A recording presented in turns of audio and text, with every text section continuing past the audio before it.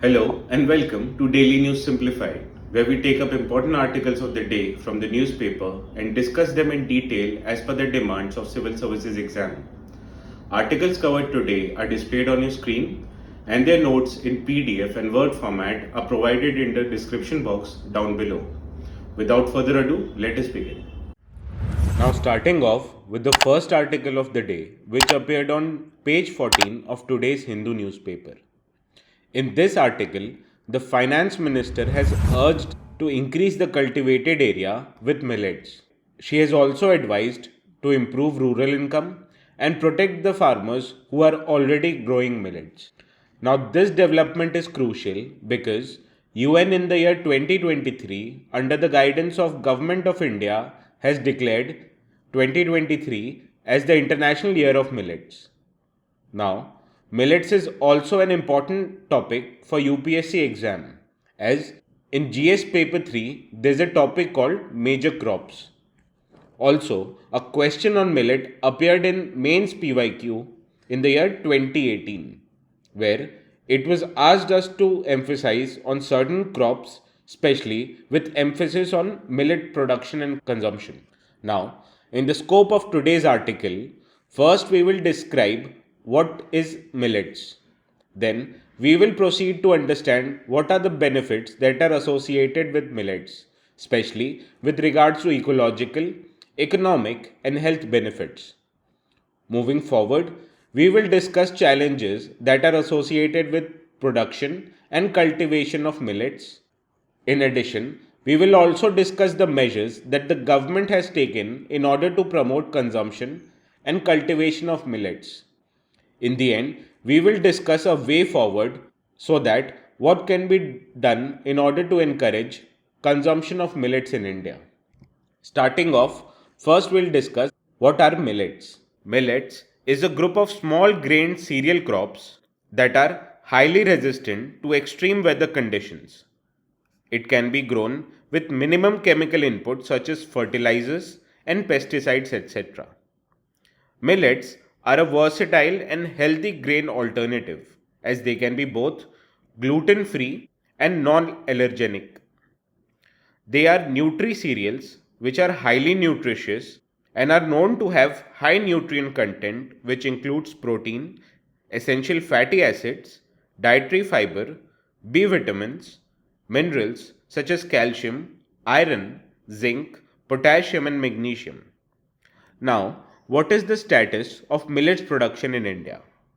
India produces more than 170 lakh tons of millet, which accounts for 80% of Asia's production and 20% of global production.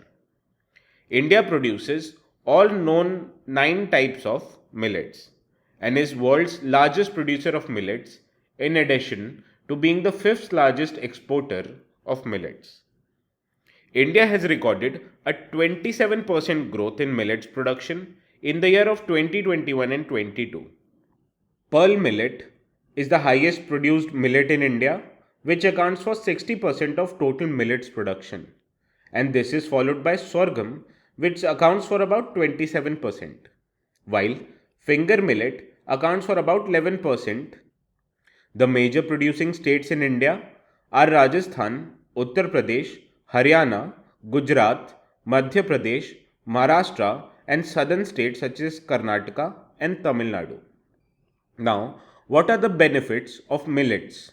Let us take a look in the next slide. The first and most important benefit of millet is that it has several health benefits. First is that it has a higher nutrient content. It is rich in fiber, minerals and vitamins which aids in fighting malnutrition. For example, ragi has 8 times more calcium content than that of wheat and 34 times more calcium content than that of rice. Millets are also gluten free, that are advantageous for people who suffer from diabetes. They are also anti-carcinogenic and also anti-hypertensive, which helps prevent obesity and heart diseases. Millets are known to reduce inflammation and it helps in improving our digestion. Millets also have several economic benefits, such as they are called as famine reserves, because they have short growing season of 65 days and can keep well for more than 2 years or beyond. Also, millet needs low investment for production as they do not require chemical fertilizers, etc. For example, small millet grown in a dry land of Karnataka, it requires mere investment of about 5,000 rupees per acre. Also, there is a high demand for export of millets in Western nations, as people have understood the health benefits of millets. The third and probably the most ignored benefits of millet is that they have several ecological benefits as well. First is that they help sequester carbon from the atmosphere, whereas traditional crops like paddy they emit methane. Also, millets are less water intensive. For example, one rice plant requires about 2.5 times more water than a single millet plant requires. Also, millet are hardy in nature, which means they are drought tolerant and heat resistant crops that generally do not succumb to pests and diseases. Also, millets can be grown in areas that have less than 350 mm rainfall in a year, and the cultivation cycle can be completed within 70 to 100 days, which is lower as compared to other cereals. Millets can grow on low fertility soils, and many of them are known to reclaim the soils. Despite having several benefits, there are many challenges that are faced in millets production and consumption. The first challenge is that there is a disproportionate focus on traditional crops such as rice and wheat. While one third of the major food grains in India constituted millets in the year of 1950 and 51, and this has reduced to about 15% in the year of 2018 and 19. Further, there is a lack of awareness about benefits of millet, and millet is looked down as a part of poor person's diet. Third, that there are changes in dietary habits in recent times. Between mid 1960s and 2010s, and urban India's wheat consumption has almost doubled, whereas at the same time, annual per capita consumption of millets has reduced 9 times. Also, the post harvest treatment of millets is low when you compare it with other crops, as machines for such treatment are not available with farmers yet. Also, there is low productivity associated with cultivation of millets, as most of the millets are grown in arid and semi arid regions which are rainfall dependent. Another challenge that cultivation of millet faces is that there is an emphasis of monoculture of ragi. Within millets, focus is mainly on ragi because it is economically viable. It increases soil fertility and can be intercropped. Now, this has resulted into lesser focus on other millets and is a risk on agrobiodiversity. The last challenge is that there is a low or near absence of production support in terms of input supply, subsidy support, irrigation support, and marketing support. Also, there is a lack of modern technology when you compare it with support that are enjoyed by other crops. However, Government of India has taken several measures to promote millet production and cultivation. What are these measures? Let us take a look in the next slide. The first measure is that there is an initiative called Initiative for Nutritional Security through Intensive Millet Promotion called INSIMP. This was launched in the year of 2011-12 in order to promote millets as nutri-cereals and enhance India's nutritional security. It is a part of Rashtriya Krishi Vikas Yojana. The second measure that the government has taken is that of Integrated Cereals Development Program in core cereals under macro management of agriculture scheme in order to increase the overall productivity under specific crop based systems. The third measure is that government has allowed inclusion of nutri cereals in food security and support programs such as public distribution system and midday meal for school children. Also, Government is continuously increasing the MSP for millets, which is done in order to incentivize the farmers to grow millets, especially in drought prone areas. The fifth and probably the most highlighted government measure was that in 2018 Government of India declared it as National Year of Millets. Subsequently, in the year 2023, UN also declared it as International Year of Millets. This has brought the attention of millets on a global scale. After we have discussed the government measures, let us take a look on what is a way forward in order to increase consumption and production of millets in the country. The first measure that can be undertaken is by promoting the commercial and packaged food of millets in India, which will encourage farmers to grow millets and it will open new opportunities and revitalize the farmers. The second is by inclusion of millet based foods in international, national and state level feeding program will help overcome existing nutritional deficiencies of protein, calcium and iron in developing nations such as India. The third measure is that as per Niti Aayog, there is a need for strong integration with other schemes for millet promotion, such as by introducing locally produced millets with ICDS and PDS schemes.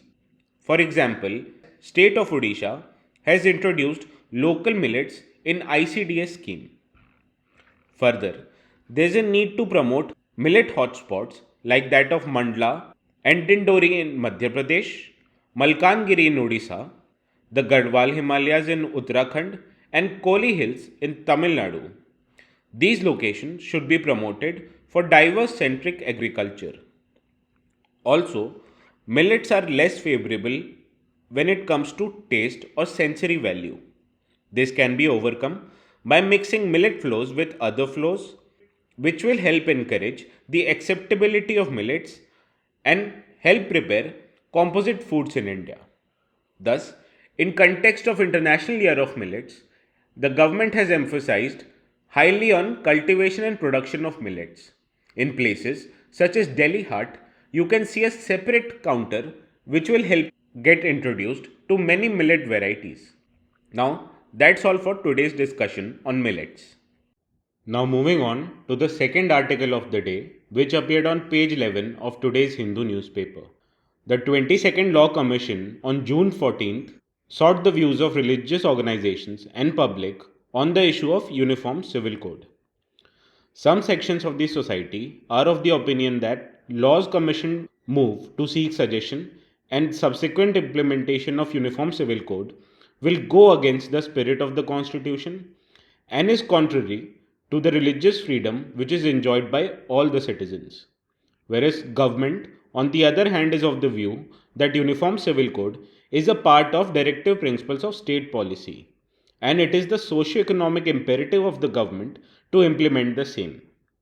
Now, Uniform Civil Code is important from UPSC perspective as in GS paper 2 there is a provision called Indian Constitution and its significant provisions. As you can see, in mains of the year 2015, a question directly appeared on the need to implement Uniform Civil Code as it is provided in the DPSP. Whereas in the year 2012, in prelims, a question appeared on DPSP directly. Hence, in the scope of today's discussion, we will first discuss what is a Uniform Civil Code. Then we will proceed to discuss the arguments that are in favor as well as arguments that are against implementing the Uniform Civil Code. In the end, we will proceed to understand what is the way ahead and how can DPSP in one form or the other be implemented through a consensus based method. Now, what is a Uniform Civil Code? Uniform Civil Code refers to a single law which is applicable to all the citizens of India in their personal matters such as marriage, divorce, custody, adoption, and inheritance. A Uniform Civil Code is intended to replace the system of fragmented laws which currently govern the interpersonal relationships and related matters within different religious communities. As you can see, The Constitution, in its Article 44, states expressly that the state shall endeavour to secure a uniform civil code for citizens throughout the territory of India. However, as per Article 37, Uniform Civil Code is not justiciable, which means it is not enforceable by any court. However, the principles that are laid in the provision are fundamental with respect to governance in the country. Now, as usual with any topic, there are both arguments in favor and against the implementation of UCC. What are these arguments? Let us take a look. The first argument that favors the implementation of civil code is that it will simplify the Indian legal system. By simplifying laws that are segregated at present on basis of religious beliefs like Hindu Code Bill, Sharia law and others. Also, it will help simplify the complex laws that form around the marriage ceremonies, inheritance, succession, adoption, etc. By simplifying the legal system, it will mean that a same civil law will then be applicable to all the citizens of the country, irrespective of their faith. The second argument is that it will help improve the gender equality, as most of the religious and customary personal laws currently are biased in one form or the other in favor of men. Personal laws not only violate right to life, liberty, dignity, as guaranteed under the Article 21 of the Constitution, it also reinforces the patriarchal stereotypic notions. Therefore, a uniform civil code is a need of the hour to bring gender equality. Also, prominent Supreme Court judgments highlight the importance of uniform civil code. First, in Muhammad Ahmad Khan vs. Shah Bano Begum case, the Supreme Court highlighted the entitlement of Shah Bano for maintenance even after the completion of Iddat period. Whereas, in the Jordan Dingdek case, the Supreme Court emphasized on urgency of implementing the Uniform Civil Code. While in Sarla Mugdal vs. Union of India case, the Supreme Court reiterated the need for Parliament to frame a uniform civil code, which would help the cause of national integration by removing the contradictions which are based on ideologies. Further, Uniform Civil Code will help arouse a sense of oneness in a nation, as it will help promote national integration because different laws for different religious groups breed communalism, whereas a single secular law which governs various aspects of personal matters would arouse a sense of national spirit in the country. However, there are arguments that goes against the idea of implementation of uniform civil code. Now let us take a look at these arguments.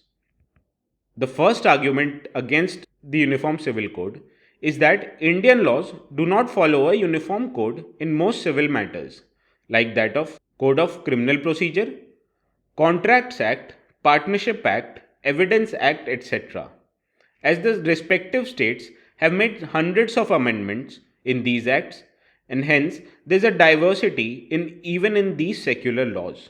Therefore, going by this idea, a uniform civil code is not a feasible idea. The second argument is that secular state should not interfere in matter of personal laws. A uniform civil code is seen by many as a contradiction to fundamental rights under Article 25, which means freedom to pursue right to religion, Article 26b, which gives the right to each religious denomination to manage its own affairs in matters of religion, as well as Article 29, which gives the right to conserve a distinctive culture. Also, Uniform Civil Code goes against the idea of diversity. Efforts need to be made to reconcile our diversity with universal and indisputable arguments such as human rights and not some different ideas of secular civil laws. The fourth argument that goes against the idea of implementation of Uniform Civil Code is that there is a lack of national consensus on this issue. A Uniform Civil Code is a politically sensitive matter which makes minorities apprehensive. The fifth argument is that the Uniform Civil Code in its entirety is not supported by the Law Commission, as in the 2018 Law Commission consultation paper. It held that Uniform Civil Code is neither necessary nor desirable at this stage. However, there is a way ahead if we were to implement a Uniform Civil Code. The first is that there is a need to evolve a consensus on this matter, because Uniform Civil Code cannot be imposed as it requires a broad consensus. Even the debate on the Constituent Assembly, it noted that it would be unwise to enact Uniform Civil Code ignoring the strong opposition in any community. Hence, there is a need for an effective information, education and communication campaign about the significance of Uniform Civil Code and Article 44, which will help in achieving the milestone of national consensus. The second way ahead is that there is a need to eradicate the discrimination.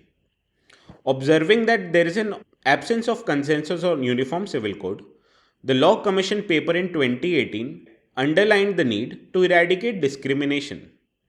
This way, some differences within the personal laws which are meaningful can be preserved, whereas the inequality can be weeded out to a greatest extent possible without achieving the uniformity. The third is that there is a need to reform personal laws.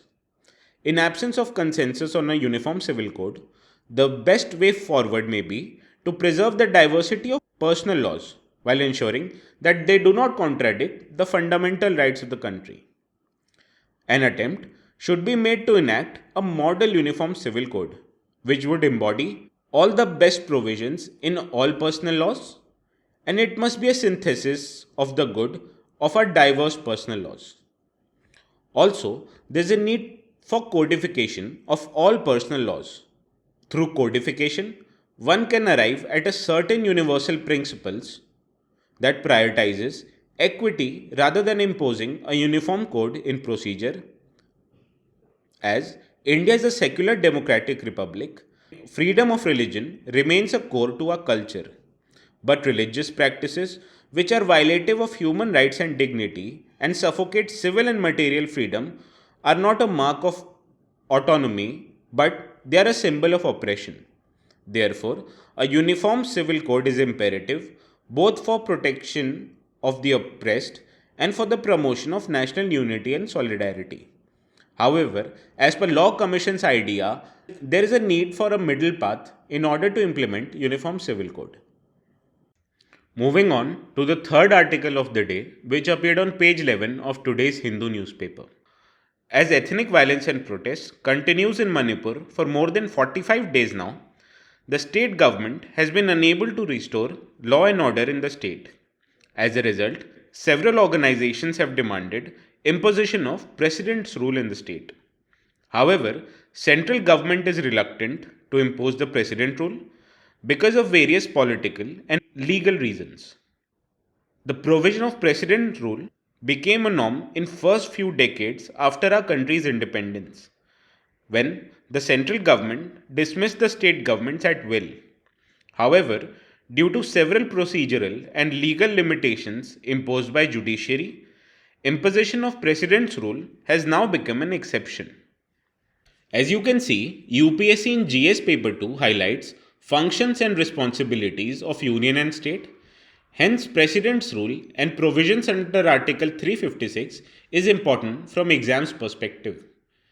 As you can see, in previous year question in mains 2018, a question appeared on financial emergency, whereas in prelims of the year 2018, a question appeared on Article 356 itself.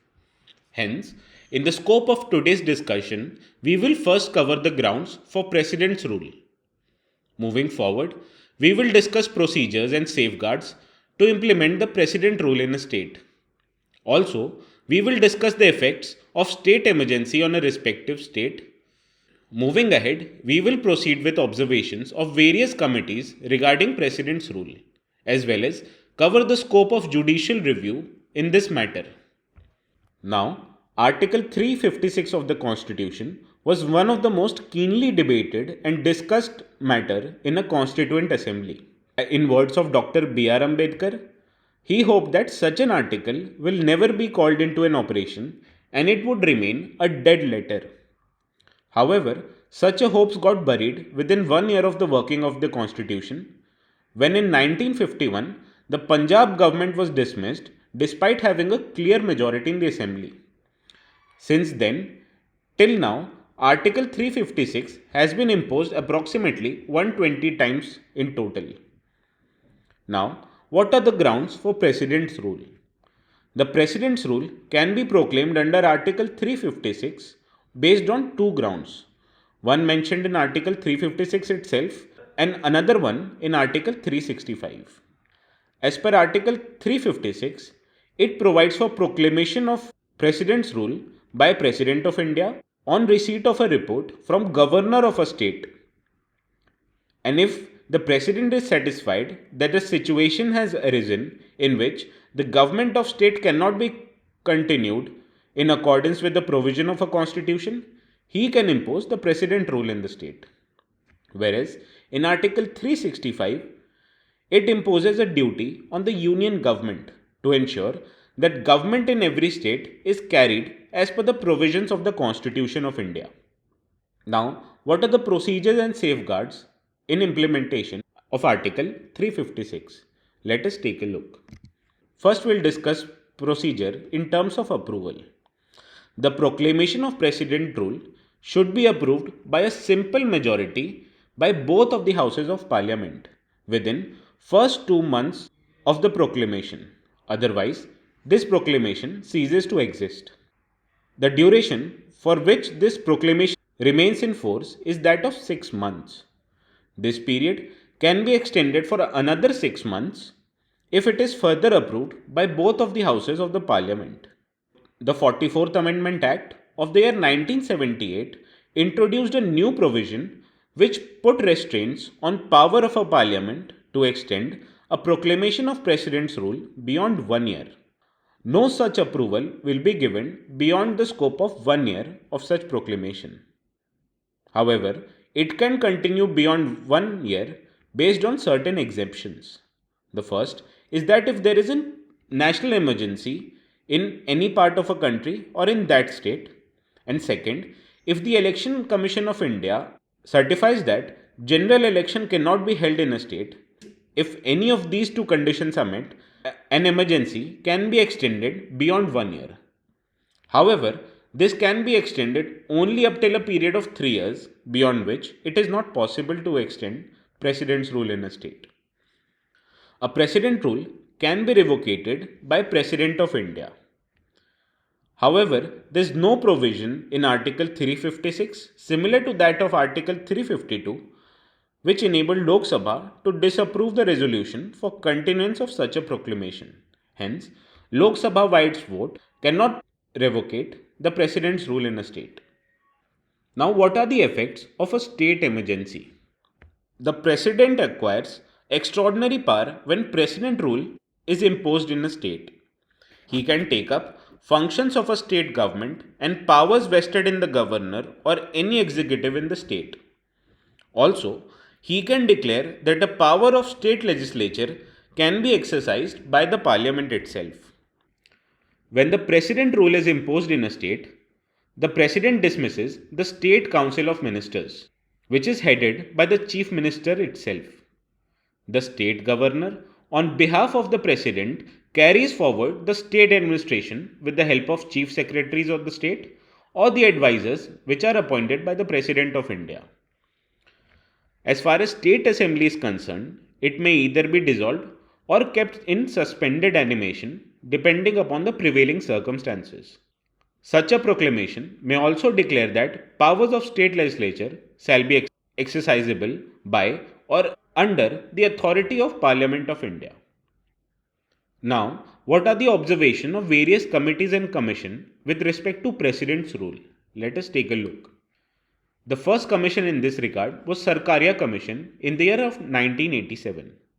It held that Article 356 should be used sparingly and in extreme cases and only as a matter of last resort. The Commission also recommended that any imposition of Article 356 should be accompanied with a report of Governor giving relevant facts and details. Also, there should be no dissolution of Assembly till the proclamation of President's Rule, is ratified by the Parliament itself.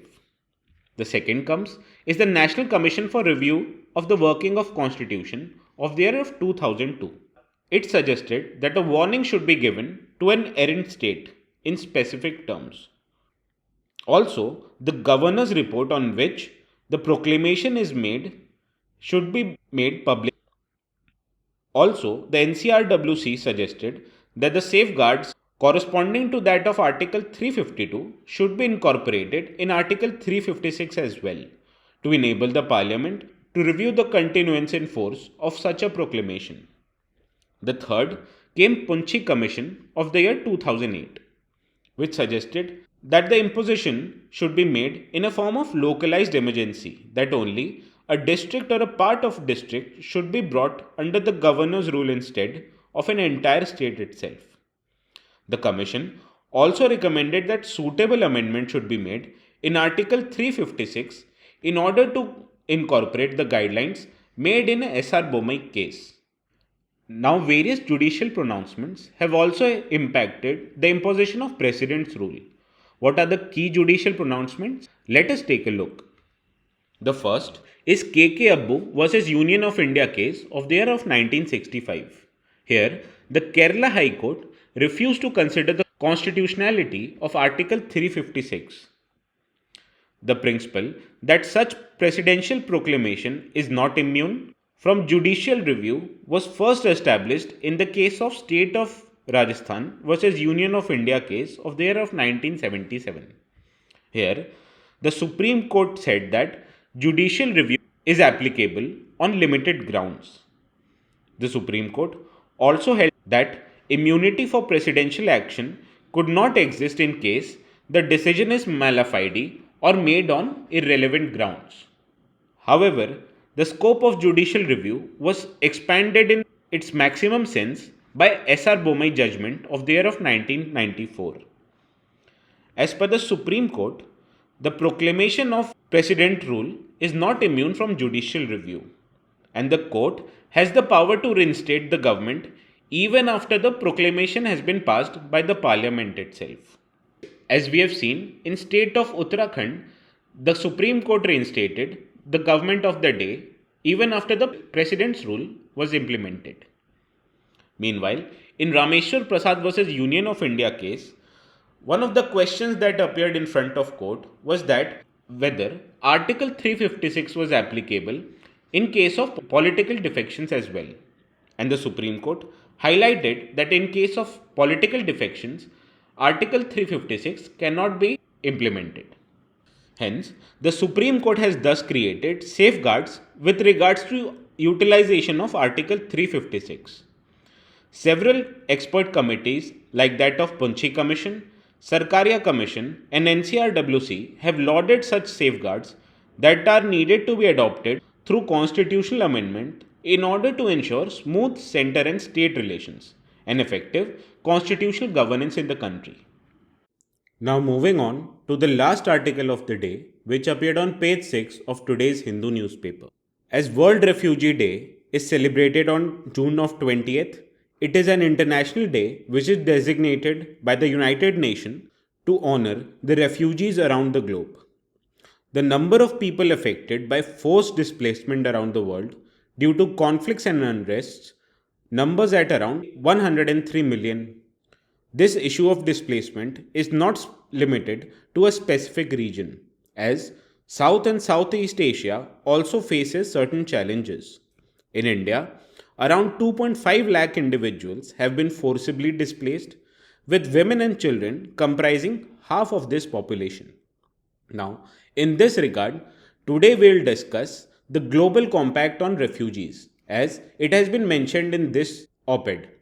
Further, we will discuss the UN Convention on Refugees and why India is not a part of such UN convention. In the end, we will discuss India's policy on refugees. Now, such a topic is important from GS Paper 2 perspective, as agreements which involve India or affect India's interest is a part of UPSC syllabus. Now, first let us discuss the Global Compact on Refugees. This Global Compact establishes a framework which is aimed at achieving a more predictable and fair burden sharing, and acknowledges that effective and sustainable resolution to refugees situation requires international cooperation. This compact serves as a guide for governments, international organizations, and other relevant stakeholders, and it outlines strategies to ensure that host communities receive the necessary support and that refugees are able to lead productive lives. The Global Compact focuses on four primary objectives. The first is by alleviating pressures on host countries. The compact aims to provide assistance and resources to host countries who face the strain of hosting such large number of refugees. The second objective is to enhance the refugees' self-reliance.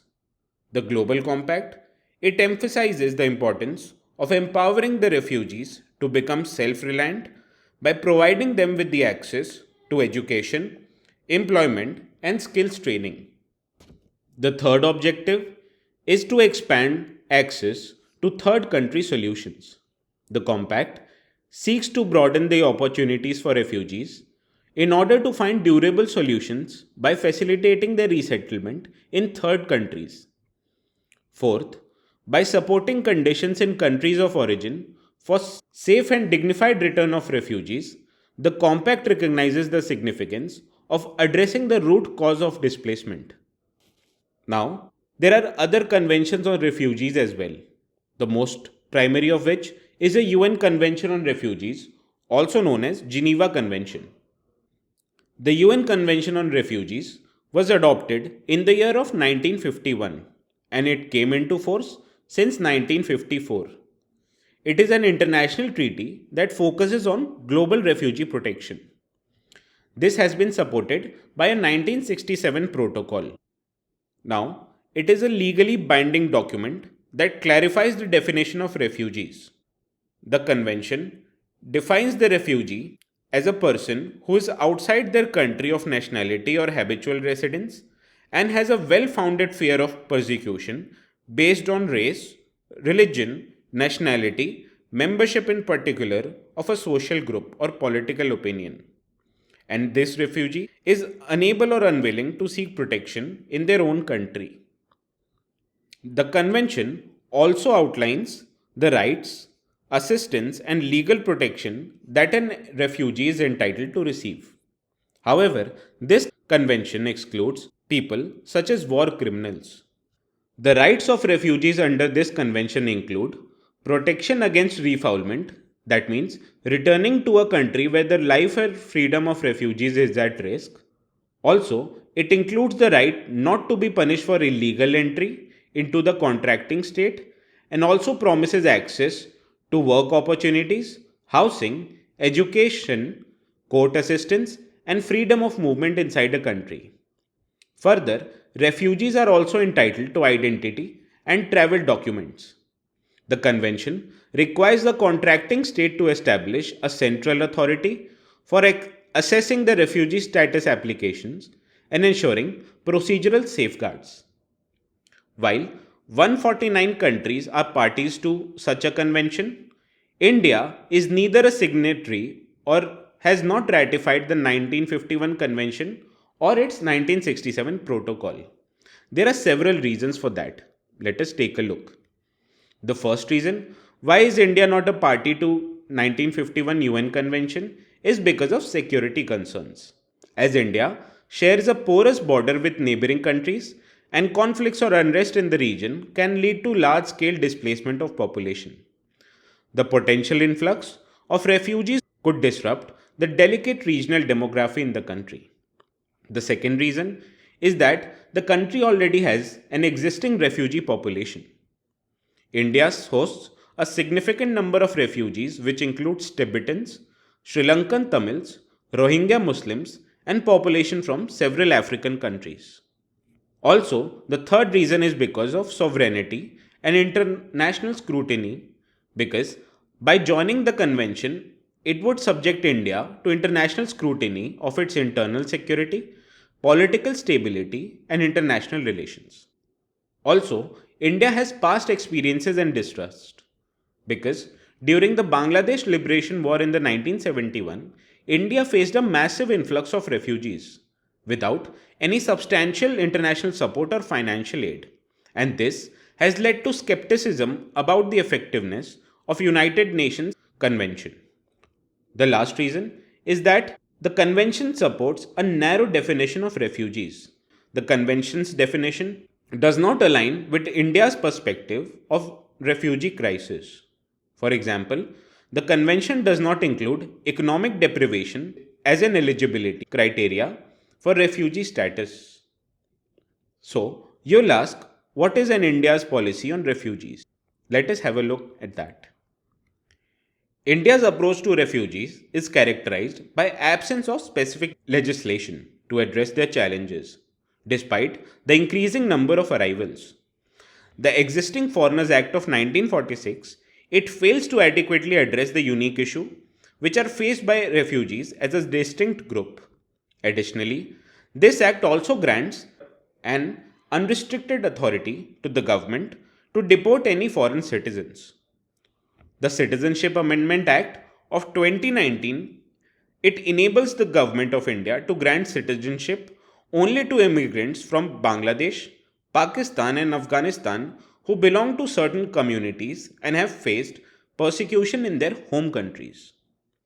Further, Supreme Court in NHRC versus State of Arunachal Pradesh case of year 1996 highlighted that there are certain rights specifically to refugees as well, which entitles them for right to equality and right to life among other fundamental rights.